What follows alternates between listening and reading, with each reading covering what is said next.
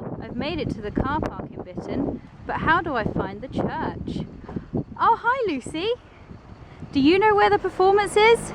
Can you show us where the performance is? Let's go!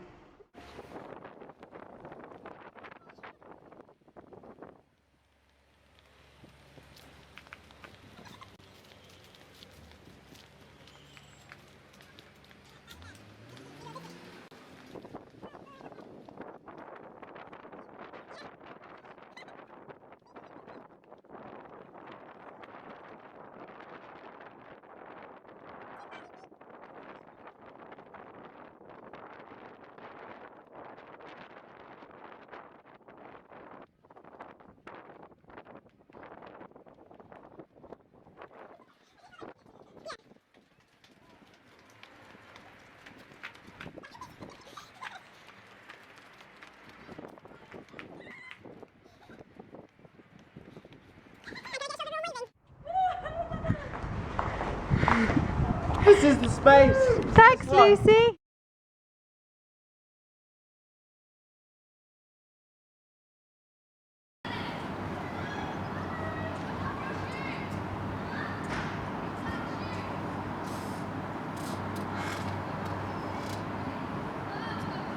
Friends, I thank you for your hospitality today.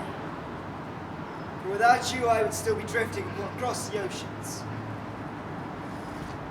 But I've not yet told you my tale.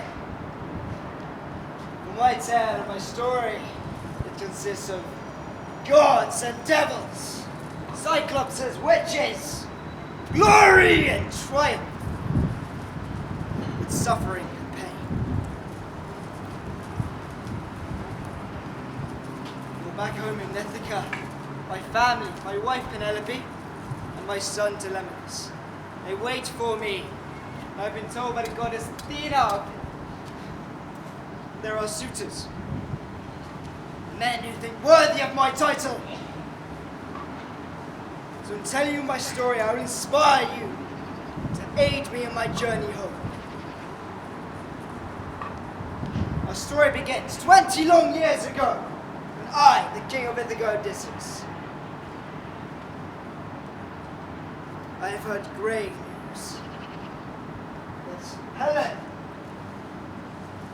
the most beautiful woman in all of Sparta and Greece. She has been taken by a vile man. This man, who knows Paris of Troy, thinks him worthy of having Helen for a wife. No, we could not let this continue. So I and Agamemnon, we gathered together to join forces. As Paris took Helen back to Troy, we prepared our ships, gathered our men, the strongest we could find. We prepared our ships in order to frighten any army. And we sailed to Troy, and along our way we recruited the strongest man in the world. He has the strength of 1,000 men. He's been blessed by the gods. He was dipped by his ankle into the pool of Aphrodite. Immortal, and cannot be killed by any mortal man. We of course know this man as Achilles. So with Achilles in our ranks, we sailed to Troy. We stormed the beaches and we charged at the gate. The walls of Troy, and we battled there for months. We were unsuccessful in breaching the gate. And so, with many of our men fallen, much blood had been shed. I gathered my men back to the ships, and we formulated a new plan. And this plan came from my cunning and my intellect, and my wisdom. I would tell my men to gather the ships of what we had and build a magnificent, gigantic horse that could fit a few hundred of our men inside. We will hide the rest of our ships out of sight. Our plan was to trick Paris into believing that we had gone, that we had given up and gone home, and he had won. So we wheeled walls up to the gate with a few hundred men inside, and presented it to Paris. Press looked upon the horse. He would see that it's a sign of peace. And that the war is over. We can all go back to our lives. And so he led the horse inside the gate. And there we waited, as the Trojans celebrated and danced through the night and drank much wine and ate much food until they fell into that deep sleep. And we waited until nightfall. Because then we burst from the horse and we slaughtered the Trojans, King the vile villain. As Paris and his army is defeated, we took back Helen. And whilst many of my Greeks, friends and Spartans, they returned back to Greece and Ithaca, me and my men, we stayed. We celebrated long into the night on the shores of Troy. And the next morning we set sail. However, we needed more food and wine, of course. So we sailed to Sagonas, where we ravaged the villages, we stripped the land of its resources. We drank much wine. We slaughtered the sheep. Odysseus! How dare you! You have pillaged and plundered the land of the peaceful Siconians, and for this I shall punish you. Forsaken the gods, dishonored the name of Zeus, and now shall not return to Ithaca for 10 long years. If you make any attempt to return, I will call Poseidon upon you. So Poseidon raged down a storm upon my ship that would last 9 long days. We battled the winds and the waves, but it took many of my men overboard into the vast ocean until we were thrown upon a mysterious island we had not seen before. So I gathered my men. Men! We have not been here before, we don't understand what awaits us, but we are short in supply. Go in search of food and water and then report back to me. My men went.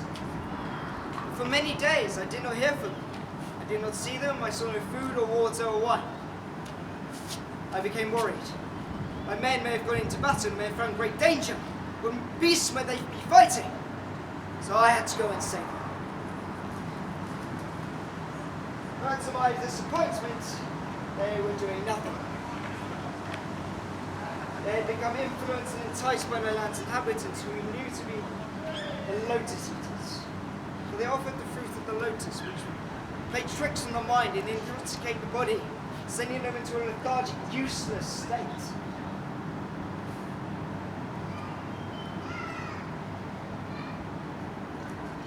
Men, we must go while the seas are calm.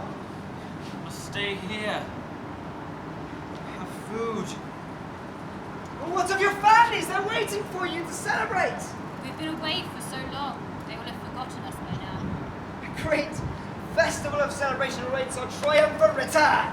We must hide from the gods. They're angry with us.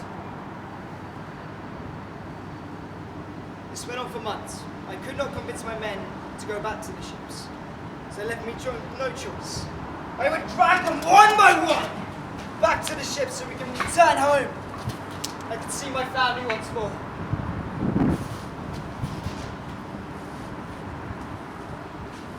So once again we set sail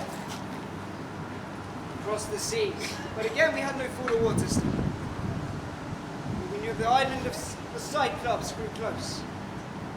And these Cyclops we knew lived in caves, so there must be large amounts of food, sheep, wine we could take. However, I had not seen a Cyclops before. So I decided, amongst my men, I would go and face these Cyclops. And we would be victorious, and further enhance our tale to our families and on the shores of the island of the Cyclops.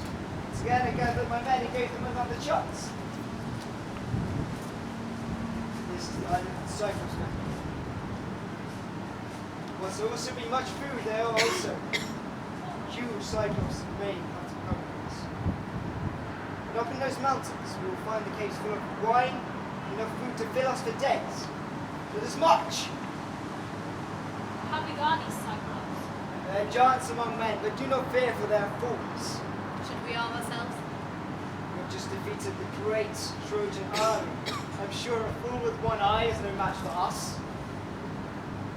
In that cave there, we'll find everything. In this cave, we found mountains of food, great jugs of wine, but no Cyclops. He was out grazing his sheep. Ooh! Ah! Yeah!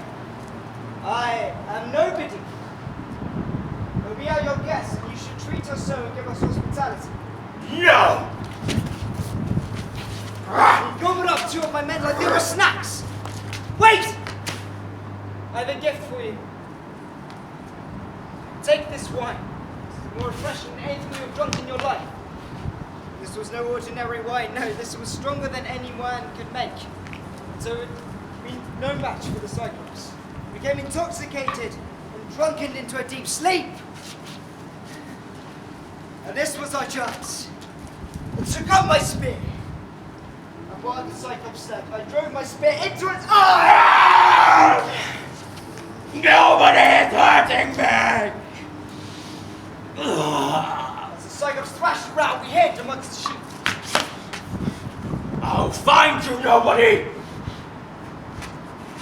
We waited until morning. The Cyclops would move the boulder aside the cave and let the sheep out to graze. I told my men, we must strap ourselves to the sheep so that he may not know the difference as we escape. I know you're here. I'm gonna crush you! As we fled and escaped, I called back to the Cyclops. O Glythamus! Ah! You have been fooled by the great Odysseus of Ithaca! Poseidon! Father! Odysseus has blinded me! Punish him! Odysseus! Not only have you dishonored the gods, but you have also blinded my son. For this, you shall never return to Ithaca.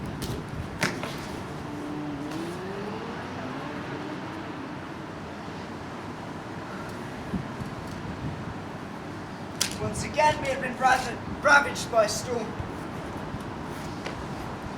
We drifted across the grassed oceans, weary and weak. But we saw in the distance the island of Aenos. And here was our chance to gain favour with the gods, for if we could befriend the master of the winds, we might find passage home.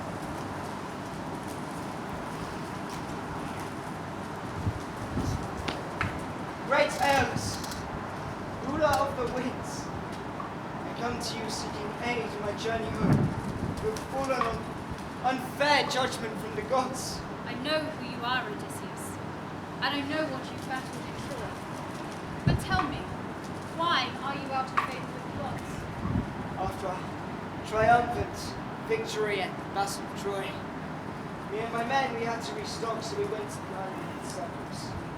And there we were attacked by a beastly Cyclops who, in the fray, we blinded him. But we do not know that he was the son of Poseidon. And Poseidon raised down his wrath upon us, damaging our ships, and taking many of my crew. I understand how this would have angered Poseidon, and I understand he also has a very thundery temper. So I will help you, but just this once, Odysseus. Take this. This bag contains all the winds of the world, the chilling winds of the north, and the warm winds of the south. Along with the winds of the west, it will guide you home. But be careful. Once it is gone, you will have nothing left. I cannot help you again. Good luck, Odysseus. Thank you, dear Aeneas. Men! We have here the single most valuable treasure we could hold upon our ship. We must take great care of it. But in no circumstances must you open this bag until I say so. Don't take great care of it while I consult with the gods. Look at this great gift Odysseus has brought back from the island. Look what it contains. Could be great treasures. We could return home as kings. We must not open it. We have been instructed not to. But surely, after all we've been through, we deserve a share of the treasure. I know, but we cannot open this. Ithaca! my friends, I see Ithaca on the horizon. We will return home soon to our families. Surely, just one peek.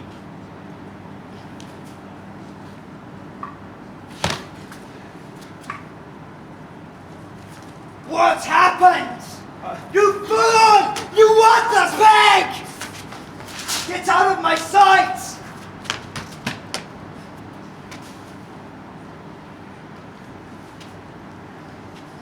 Winds that came from the bag whipped up a great storm. We were blown back to the island of Airless. Airless! My men, they've become greedy and selfish. Please, you must help us once more. I told you when you left Odysseus that I could only help you this once. It is not your men who are foolish, Odysseus, but you. So once again, we must sail the seas lost. Our journey to find the